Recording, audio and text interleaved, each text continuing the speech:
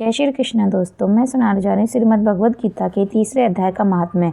श्री भगवान कहते हैं कि प्रियजन स्थान में एक जड़ नामक ब्राह्मण था जो कौशिक वंश में उत्पन्न हुआ था। उसने अपना जाति धर्म छोड़कर बन्ही की भर्ती में मन लगाया। उसे पराई स्त्रियों के साथ व्यभिचार करने का व्यसन पड़ गया था। वह सदा जुआ खेलता था, शराब पीता था, शिकार खेलकर जीवों की हिंसा किया करता था। इसी प्रकार उसका समय बीतता था।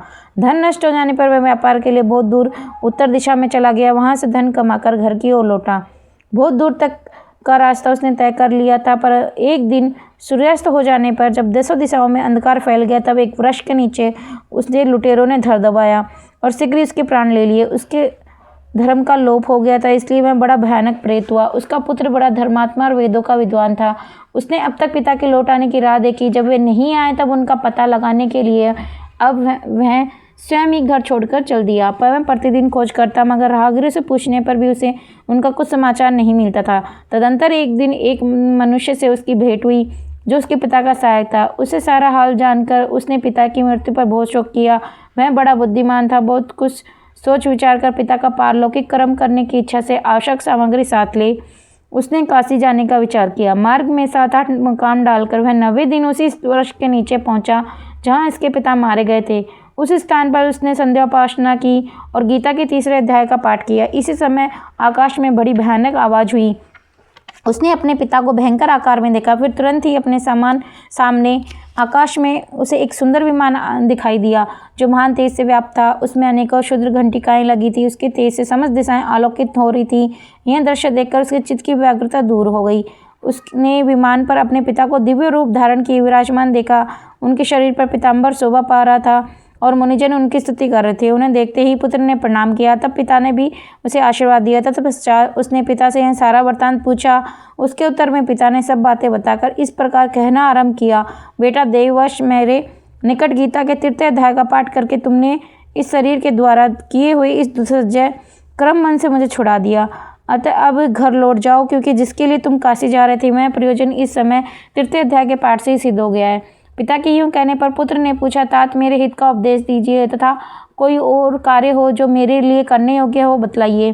तब पिता ने उससे कहा, अनग, तुम्हें यही कार्य फिर करना है। मैंने जो कर्म किया वही मेरे भाई ने भी किया था, इससे वो घोर नरक में पड़े हैं। उनका भी तुम्हें उद्धार करना चाहिए। तो था मेरे कुल के और भी जितने भी लोग नरक में पड़े हैं उन सबका भी तुम्हारे द्वारा उद्धार हो जाना चाहिए।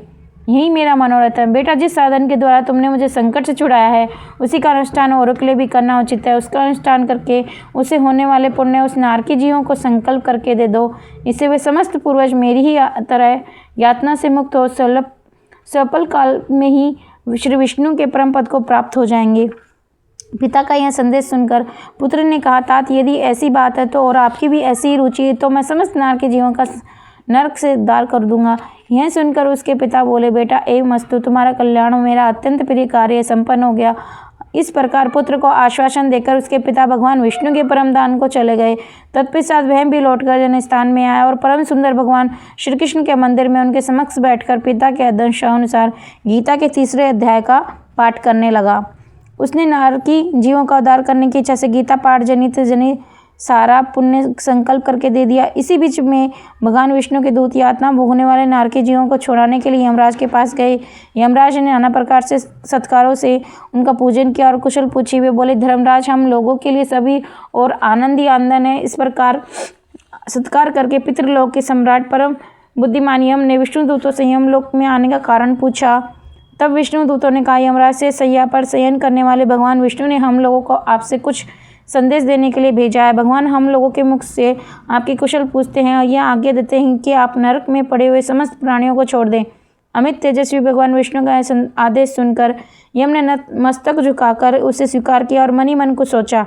तत्पश्चात मधुमंत नारकी जीवों को नरक से मुक्त देकर उनके साथ ही में भगवान विष्णु के वास स्थान को चले। यमराज श्रेष्ठ विमान के द्वारा जहाँ क्षीर सागर है वहाँ जा पहुँचे। उसके भीतर कोटि कोटि सूर्यों के समान कांतिमान नील कमल दल के समान श्याम सुंदर लोकनाथ जगत गुरु श्री हरि का उन्होंने दर्शन किया। भगवान का तेज उनके सैया बने हुए शेषनाग के फणों की मणियों के प्रकाश से दुगना हो रहा था। वे आनंद युक्त दिखाई दे रहे थे। उनका हृदय प्रसन्नता से परिपूर्ण था। भगवती लक्ष्मी अपनी सरल चितवन से प्रेम पूर्वक उन्हें बार बार निहार रही थी। चारों ओर योगीजन भगवान की सेवा में खड़े थे। उन योगी की आंखों के तारे ध्यानस्थ होने के कारण निश्चल प्रतीत होते थे। देवराज इंद्र अपने विरोधियों को परास्त करने के उद्देश्य से भगवान की स्तुति कर रहे थे। ब्रह्मा जी के मुख से निकले हुए वेदांत वाक्य मूर्तिमान होकर भगवान के गुणों का गान कर रहे थे। भगवान पूर्णतः संतुष्ट होने के साथ ही समस्त जीवों की ओर उदासीन प्रतीत होते थे। जीवों में से उन जिन्होंने योग साधना के द्वारा अधिक पुण्य संचित किया था, उन सबको एक ही साथ वे कृपा दृष्टि से निहार रहे थे। भगवान अपने स्वरूप भूत अखिल चराचर जगत को आनंदपूर्ण दृष्टि से आमोदित कर रहे थे। शेषनाग की प्रभा से उदासित एवं सर्वत्र व्यापक दिव्य विग्रह धारण किए नील कमल के सदस्य श्याम वर्ण वाले श्री हरि ऐसे जान पड़ते थे मानो चांदनी से गिरा हुआ आकाश सुशोभित हो रहा है। इस प्रकार भगवान की झांकी करके यमराज अपनी विशाल बुद्धि के द्वारा उनकी स्तुति करने लगे। यमराज बोले, संपूर्ण जगत का निर्माण करने वाले परमेश्वर, आपका अंतःकरण अत्यंत निर्मल है। आपके मुख से वेदों का प्रादुर्भाव हुआ है। आप ही विश्व स्वरूप है और इसके विधायक ब्रह्मा है। आपको नमस्कार। आपके बल और वेग के कारण जो अत्यंत दुष्ट प्रतीत होते हैं, ऐसे दानवेंद्रों का अभिमान चूर्ण करने वाले भगवान विष्णु को नमस्कार है। पालन के समय सत्व में शरीर धारण करने वाले विश्व के आधारभूत और सर्वव्यापी श्री हरि को नमस्कार है। समस्त देहधारियों की पातक राशि को दूर करने वाले परमात्मा को प्रणाम है। जिनके ललाटवर्ती नेत्र के तनिक सा खुलने पर भी आंखें लपटें निकलने लगती है, उन रुद्र रूपधारी आप परमेश्वर को नमस्कार है। आप संपूर्ण विश्व के गुरु, आत्मा और महेश्वर हैं, अतः समस्त वैष्णव जनों को संकट से मुक्त करके उन पर अनुग्रह करते हैं। आप माया से विस्तार को प्राप्त हुए अखिल विश्व में व्याप्त होकर भी कभी माया अथवा उससे उत्पन्न होने वाले गुणों से मोहित नहीं होते। माया तथा माया जनित गुणों के बीच में स्थित होने पर भी आप पर उनमें से किसी का प्रभाव नहीं पड़ता। आपकी महिमा का अंत नहीं है, क्योंकि आप असीम हैं। फिर आप वाणी के विषय कैसे हो सकते हैं? अतः मेरा मौन रहना ही उचित है। इस प्रकार स्तुति करके यमराज ने हाथ जोड़कर, जगतगुरु, आपके आदेश से इन जीवों को गुण रहित होने पर भी मैंने छोड़ दिया। अब मेरे और जो कार्य हो उसे बताइए। उनके यूँ कहने पर भगवान मधुसूदन मेघ के समान गंभीर वाणी द्वारा मानो अमृत रस से सींचते हुए बोली, धर्मराज, तुम सबके प्रति समान भाव रखते हुए लोगों का पाप से उद्धार कर रहे हो। तुम पर देहधारियों का भार रखकर मैं निश्चिंत हो, अतः तुम अपना काम करो और अपने लोक को लौट जाओ। यूँ कहकर भगवान अंतर्धान हो गए। यमराज भी अपनी पुरी को लौट आए। तब वह ब्राह्मण अपनी जाति के और समस्त नार के जीवों का नरक से उद्धार करके स्वयं भी श्रेष्ठ विमान द्वारा श्री विष्णु धाम को चला गया। जय श्री कृष्णा दोस्तों।